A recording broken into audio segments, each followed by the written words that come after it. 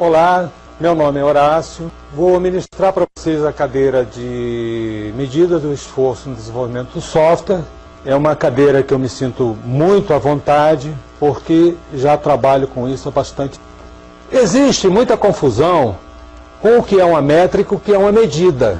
Então nós vamos começar a nossa cadeira diferenciando bastante o que é métrica e o que é medida.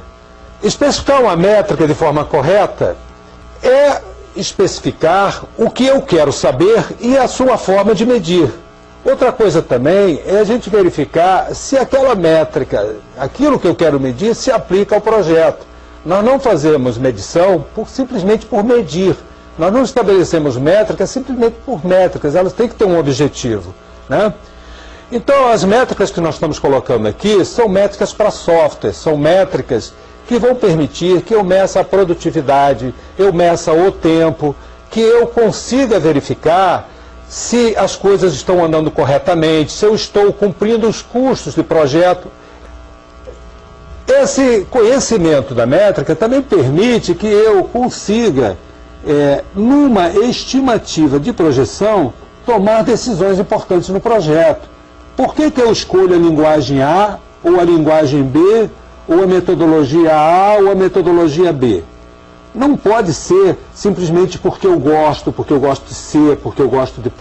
Então, vou medir ali exatamente no código-fonte escrito pelo programador. No caso aqui, simples contagem de números inteiros. Isso quer dizer que se alguém aparecer com 12,4, não vale. É uma medida errada.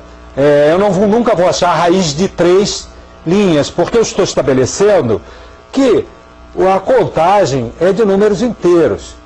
Nós temos que tomar cuidado, porque eu estou colocando para vocês assim, raiz de 3 linhas, mas nesse exemplo aqui é muito simples, mas em algumas métricas é importante estabelecer claramente qual é o tipo de resultado que eu vou usar, que eu vou ter.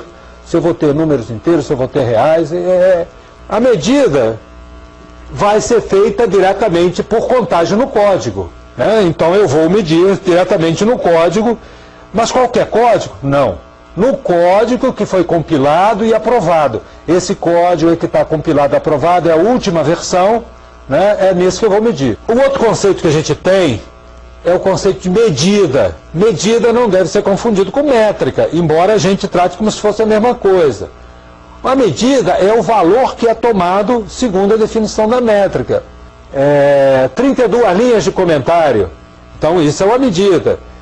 2,1,3 GB de memória, isso são medidas, coisas que a gente faz, né? Quanto à medida, embora seja simples, a gente tem que tomar cuidado também com as medidas. Existem medidas que são chamadas de medidas diretas. Então, diretas e medidas indiretas. Então as medidas diretas é quando eu faço diretamente no processo ou objeto, né? Então eu vou lá e meço, eu quero saber o tamanho desse negócio aqui, eu pego uma régua e medir. Isso é uma medida direta.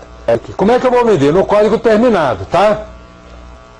Uma coisa que a gente tem que comentar é que a medida direta, ela tem uma desvantagem, né? Eu só posso medir depois de pronto, concorda?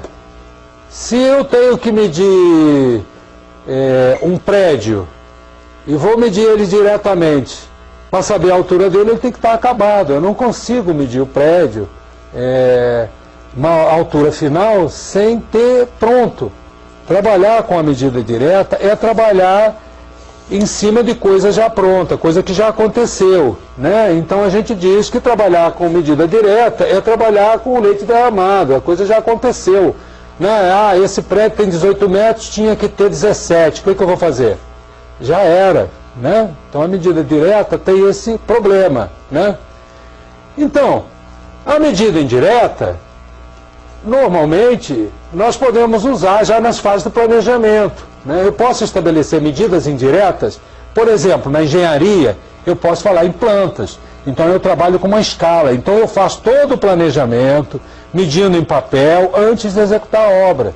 Toda essa planta é feita com medida indireta. Na eletricidade, eu calculo uma medida de uma corrente por cálculo, né? Eu meço a tensão, meço a resistividade e calculo qual é a corrente, sem precisar fazer o circuito diretamente. Então, a medida indireta, agora, no software, então, eu estou interessado em ter uma medida indireta, porque eu não quero saber que eu tenho medida direta. Então, vamos ver.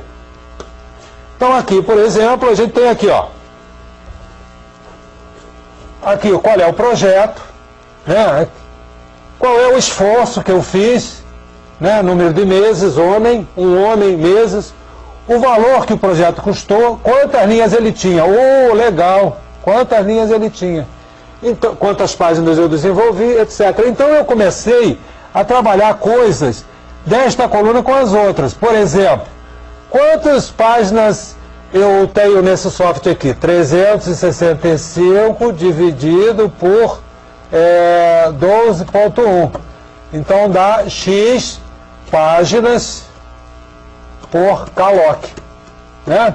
Então está aqui a medida custo, número de reais por loc, aqui número de linhas, né? Documentação, número de páginas por Kaloc, ou seja, todas as medidas passaram a ser feitas em Kaloc, tá? Porque passou então a se estabelecer uma referência que permitia trocar informações. Quem quiser desenvolver um pouquinho esse assunto, é o livro do professor Pressman, né?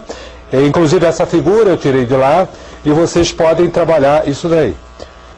Outra coisa também usada em Kaloc, então a gente passou já a fazer uma gerênciazinha melhor, né? Então está aqui, por exemplo, o número de tabelas, vários itens gerenciais que eu vou colocar para fazer o meu projeto, tudo colocando em Kaloc, né? Então, número de horas ano, unidades, dados, descrição, está aqui a métrica, descrição no projeto, tipo de versão, etc. Quantas pessoas eu levei, esforço computado, número de pessoas por mês, tempo transcorrido até a conclusão, 13 meses, número de linhas, fonte envolvida, 12,5 Kalocs, né? Quantas linhas eu modifiquei? 4.000 linhas, quer dizer, o cara está controlando até o desenvolvimento e os erros dos programadores. Quer dizer, isso já foi definido por um gerente usando a métrica de Kaloc. Cada linha dessas aí, que está nessa tabela, é uma métrica que foi definida, tá? Agora, o mundo mudou.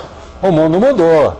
Eu não tenho mais só 4 ou 5 linguagens. Eu tenho mais de 600 linguagens hoje. Então, se eu tenho mais de 600 linguagens, eu não posso mais trabalhar com o Kaloc, né? Porque o Kaloc não vai me permitir comparar coisas diferentes. Então tem alguns problemas que foram apresentados no Kaloc que a gente precisa considerar. Primeiro, o Kaloc é uma medida direta, portanto é feito no final. Então pronto, se eu queria tomar alguma providência já era, né? Eu só posso controlar o software depois que ele termina. Segundo,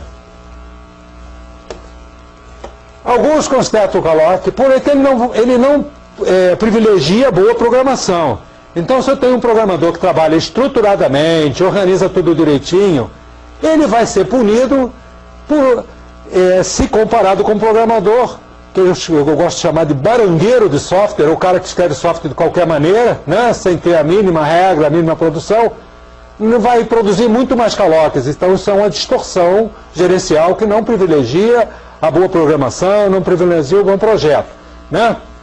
Então, outra coisa também é que eu não consigo trabalhar especificações diferentes. Hoje eu tenho programação estruturada, análise estruturada, análise por objetos, análise por objetivos, programação nas nuvens, etc. Tem milhares de coisas, milhares de conceitos que trabalham na especificação funcional, né? Então eu não estou trabalhando a maneira de implementar e trabalhar isso direitinho. Então, trabalhar com Kaloc hoje não dá para fazer, né? Outra coisa é que eu conto linguagens, conto código independente da produtividade. Então vejam, eu pego, por exemplo, uma coisa escrita, sei lá, em Assembler, né? Em uma determinada linguagem, C, que me dá um determinado número de linhas. Esse mesmo programa pode ser feito com uma linguagem mais de alto nível, uma linguagem XXX de alto nível, que trabalha com estruturas prontas, que vai aumentar a produtividade do programador. E o que vai acontecer? Eu vou ter isso aqui com uma medida melhor, mostrando erradamente que isto aqui é melhor do que isto. Ou seja, o Locke, ou o Kalocke, não privilegia a produtividade dada pela linguagem, que hoje nós temos vários códigos que já são zerados dentro da própria linguagem, né? Então, comparar a produtividade disso aí de linguagens hoje perdeu o sentido, que tem linguagens que têm muito mais produtividade que outras. Então aí surge um desafio que vem desde aquela época, já mesmo com poucas linguagens, já vinha se preocupando. Eu preciso de uma ferramenta que me meça o software de maneira indireta no início da sua especificação. Eu preciso dizer o seguinte: quando eu quero fazer alguma coisa, eu precisava medir algumas características que iam me mostrar o que ia acontecer com esse software lá na frente, quantas linhas ele vai ter, quanto código ele vai ter, qual é a produtividade que eu vou ter do meu programador, mas não depois de pronto, antes. Então esse é o desafio que ficou para todo mundo, ou seja, medir o software antes de ser implementado, alguma coisa tipo planta de engenharia, né? Eu quero fazer minhas medidas, tomar minhas decisões antes da existência da obra, né? Fazer minhas maquetes, etc. Então, essa ferramenta era uma ferramenta que o pessoal de gestão, quem se preocupou a fazer gestão do software, da produtividade, de equipes, ficou preocupado em ter, né? Então, uma ferramenta que permitisse a gestão do software desde a sua concepção, no início do projeto até o fim, né? Então, estava lançado o desafio, né? Fazer modelagem de situações a partir de especificações da funcionalidade, né? Que me permitisse tomar decisões de projeto do futuro software, ou seja, o software não estudar, não existe ainda. E estudar alguns aspectos gerenciais, ou seja, me permitir comparar projetos de forma uniforme. Eu fiz um projeto assim, com essas características, eu vou levar tal tempo, né? Que me permita fazer estimativas baseadas em registros, né? Ou seja, uma ferramenta do início, não uma ferramenta que me medisse antes da existência do produto. E esse foi o grande desafio. E esse desafio, nós só vamos ter uma solução, né? Os pesquisadores, muita gente da IBM, a IBM foi um grande centro de pesquisa nessa época, né? Que trabalhavam nisso. Como é que eu posso ter alguma coisa que me diga no início do projeto como é que vai se comportar o projeto em termos de custo, em termos de gestão, em termos de prazo. Nesse caso apareceu esse Albrecht, que em 1974 fez uma proposta, ele era um pesquisador da IBM, em que ele propunha se medir o software por características das especificações lá no início do projeto. Eu posso então, com essa proposta do Albrecht, medir o software no início. Se eu quiser não medir no meio, eu meço. Se eu quiser medir mais para o fim, eu meço. Então, a proposta dele era ter uma ferramenta, um conceito de medida que me possibilitasse acompanhar isso na existência do software, e não depois do software pronto. Então, seria uma medida indireta. E essa medida veio e se chamou ponto-função. E o ponto-função hoje é uma coisa importantíssima, que é usada em concorrência, é usada de troca de informação entre empresas. Para pagar as pessoas, eu posso contratar um programador por ponto-função, eu contrato um projeto por ponto-função, né? Mas isso é um assunto para a nossa próxima aula. Até a próxima aula, foi um prazer conhecê-los, mesmo que de maneira indireta. Se gostou desse vídeo, clique em gostei, compartilhe com seus amigos e se inscreva no canal.